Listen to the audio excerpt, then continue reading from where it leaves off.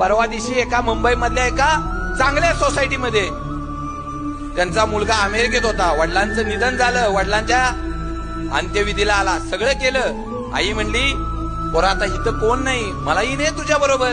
पोरग म्हणलं आई मी अमेरिकेत जातो, लवकर येतो, तुला पण घेऊन जाईन मी, काळजी करू नको. आणि तेवढ्या एका मोठ्या फ्लॅट मध्ये आई एकटीच राहत होती.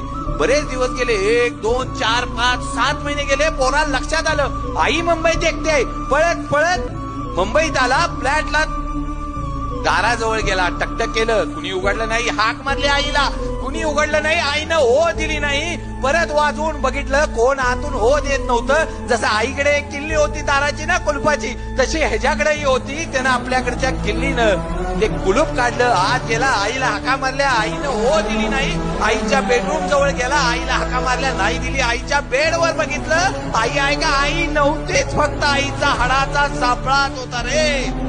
आयुष्यात काय कमवलं आम्ही आमच्या आई वडिलांना देखील बघू शकत नाही. अरे आम्हाला बोलाय वेळ नाही. मी मगाशी म्हणलो आम्ही अमेरिकेतल्या जगातल्या सगळ्यांशी बोलतो, परंतु आमच्या जिनं आम्हाला 9 महिने पोटात सांभाळलं, त्या आईशी बोलायला आम्हाला 2 मिनिटं नाही.